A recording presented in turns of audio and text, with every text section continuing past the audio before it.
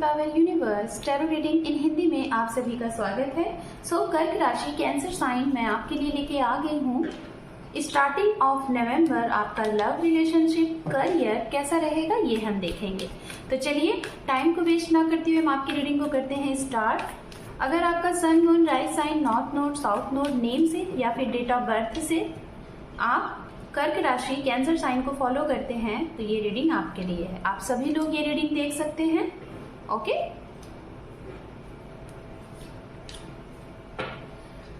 हम इस रीडिंग में क्या क्या देखेंगे हम आपको बता दे रहे हैं यहाँ पे। अगर आप हमारे चैनल पे पहली बार हैं तो शायद आपको पता होना चाहिए। यहाँ पे हम आपकी एनर्जीज देखेंगे पहले, और आप जिनके बारे में सोच रहे हैं या फिर जो आपके जीवन में कौन आ रहा है उनका एक्शन रिएक्शन ये हम देखेंगे। Love life, personal life, professional life और करियर देखेंगे। तो सबसे पहले हम आपकी लव लाइफ, आपकी पर्सनल लाइफ के बारे में बात करेंगे। ओके, रीडिंग को करते हैं स्टार्ट कार्ड शफलिंग से। कार्ड शफलिंग अगर आपको अच्छी नहीं लगती है, बोर करती है, तो आप यहाँ से अपनी रीडिंग को स्किप करके डायरेक्ट अपनी रीडिंग देख सकते हैं। ओके, कुछ लोगों ने मुझे कमेंट्स किया है कि मैं थोड़ी रीडिंग और बड़ी बनाऊं, मतलब जो आप लोगों की ये मैं मंथली रीडिंग करती हूँ इसका टाइम ड्यूरेशन मैं और बढ़ा दूं, जैसे कि 12 मिनट से लेके 15 मिनट तक की रीडिंग होती है, कभी 12, कभी 11, कभी 10, कभी 15। तो लोगों का कहना है कि रीडिंग को थोड़ा और मैं डीप करूँ। तो अभी तो फिलहाल मैंने रीडिंग स्टार्ट कर दिया है, दो चार राशियों की रीडिंग भी अपडेट हो गई है। तो जो मैं रेस्ट ऑफ नवंबर की रीडिंग लेके आऊंगी वहां से मैं रीडिंग आप लोगों के लिए थोड़ा टाइम जो रहेगा बड़ा रहेगा। ठीक है, thank you spirit, thank you so much. ओम नमः शिवाय, ओम नमः शिवाय, ओम नमः शिवाय।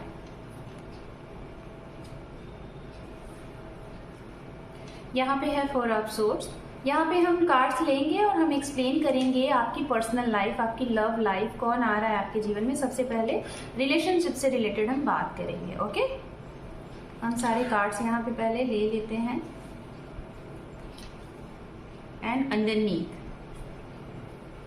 ओके,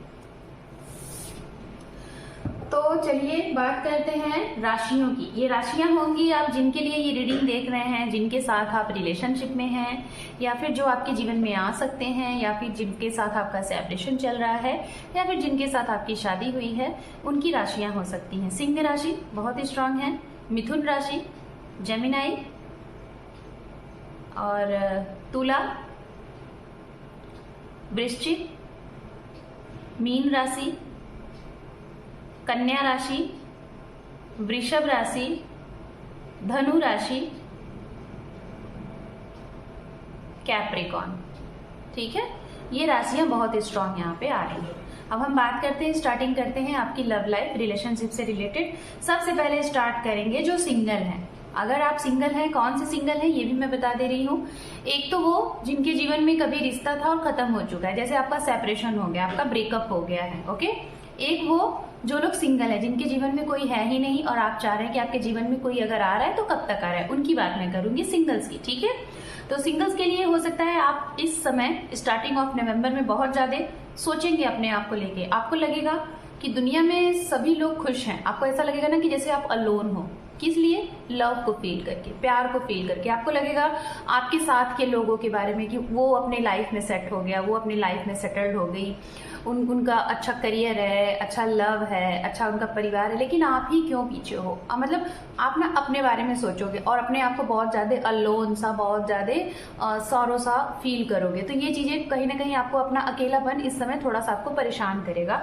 तो ऐसी चीजें सोचोगे। हो सकता है कुछ लोगों के लिए ये दुविधा इसलिए भी है, शायद आपकी एक एज जो है, एज आपकी शायद मैरिज के नियर आ गई है, और या तो कुछ लोगों की उससे भी ऊपर जा रही है, एज क्रॉस हो रही है मैरिज से रिलेटेड। तो यहाँ पे आपको दिक्कत नहीं हो रही है। दिक्कत आपको इसलिए हो रही है कि लोग आपको बहुत बोलने लगे हैं कि शादी कब करोगे। जैसे होता है ना, अक्सर करके हमारे भारत में ये होता ही होता है। हम कहीं भी जाते हैं और हमारी शादी की अगर एज है तो लोग हमसे पूछते हैं, भाई शादी क्यों नहीं कर रहे हो, क्या हो गया, ये वो। तो शायद इन सब चीजों का आपको सामना करना पड़ रहा है। तो इस चीज से ना आप अपने बारे में बहुत सोचोगे कि क्या है, कैसे है, होगा कि नहीं होगा। इन सब के बारे में आपको सोचना पड़ेगा इस समय थोड़ा सा अपने आप के लिए। दूसरा चीज हो सकता है उनके लिए मैं बोलूंगी जिनका हमेशा के लिए खत्म हो चुका है, सेपरेशन, जैसे सेपरेशन था खत्म हो गया, ब्रेकअप हो गया। अब आपको ये लग रहा है शायद आपके जीवन में कोई आ भी रहा है और आप अपनी पास्ट एक्सपीरियंस से आगे नहीं बढ़ रहे हो। आपको ऐसा लग रहा है कमिटमेंट नहीं लेना है, किसी की लाइफ में नहीं एंटर करना है, क्योंकि इसका परिणाम उल्टा होता है, इसका परिणाम अच्छा नहीं होता है। तो आप ये सोच के ना एक स्थिरता के उसमें रहोगे और कमिटमेंट से डरोगे, आगे नहीं बढ़ोगे। दूसरा चीज इसी को रखते हुए मैं देख पा रही हूँ आप इन्हीं सब वजह से ना अपने आप को इतना ज्यादा व्यस्त रखोगे अपने परिवार के साथ, अपने करियर में, अपने फ्रेंड सर्कल में, अपने ऊपर आप काम करते हुए दिखाई दे रहे हो। तो जो लोग अपने ऊपर काम करते हुए दिखाई दे रहे हैं, डेफिनेटली डोंट वरी, इस महीने में आपके लिए रिश्ते तो हैं।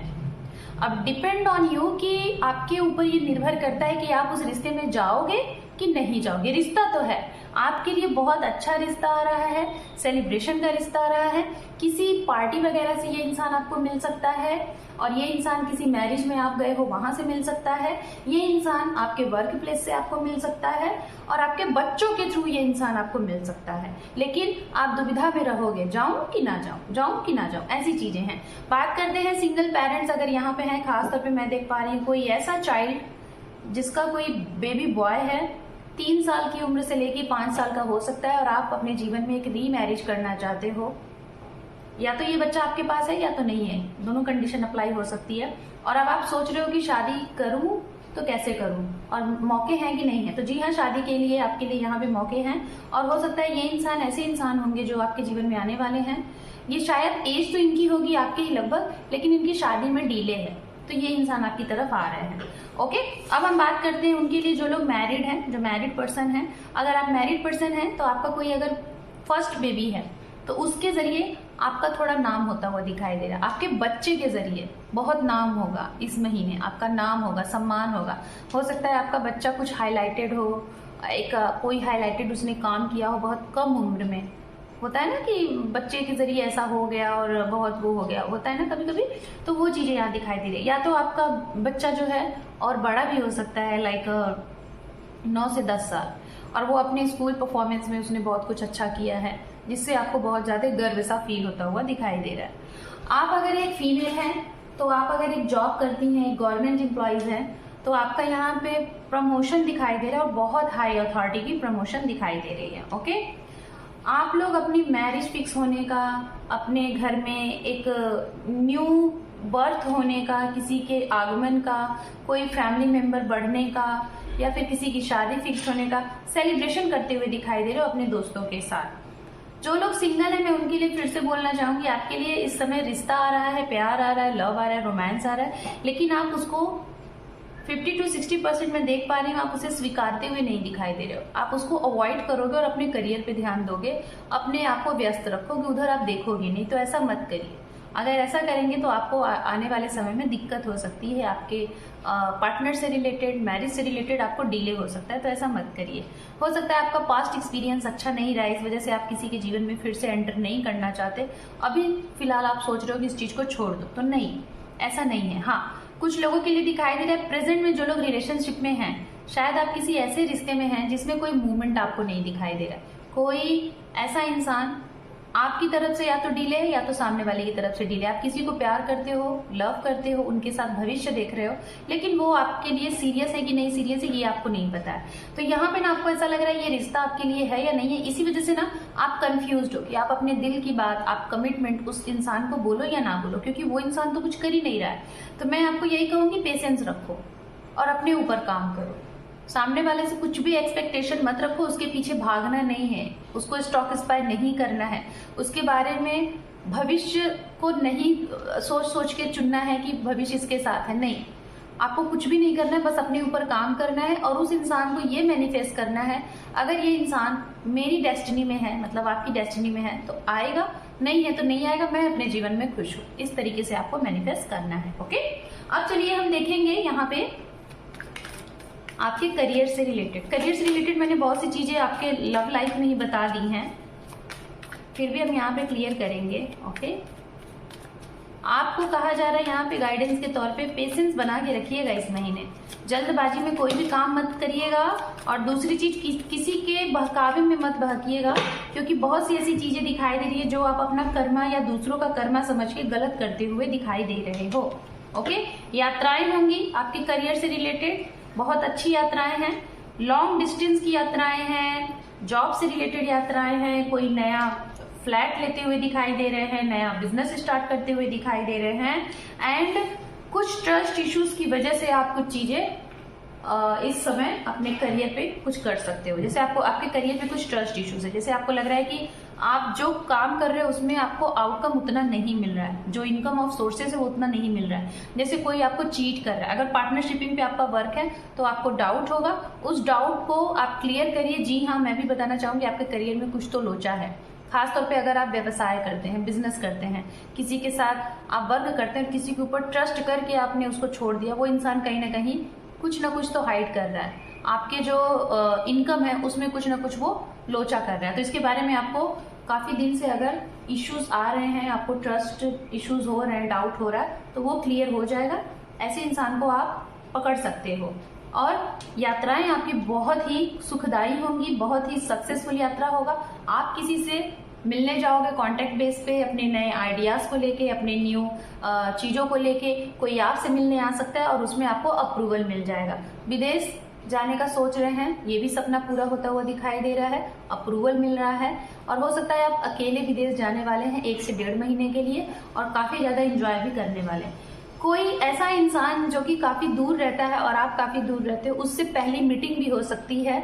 किसी ऐसे इंसान से आपकी मीटिंग पहली बार होगी जिसके साथ आपका स्टार्ट तो होगा बिजनेस, स्टार्ट होगा आपका वर्क, स्टार्ट होगा आपका प्रोफेशनल लाइफ, लेकिन इसी इंसान के साथ आपका पर्सनल लाइफ भी अटैच हो सकता है। यही इंसान आपके जीवन में शायद लव पर्सन या फिर आपके हस्बैंड वाइफ बन सकते हैं। चलिए अब हम देख लेते हैं कर्क राशि आपके लिए गाइडेंस एंजल की तरफ से।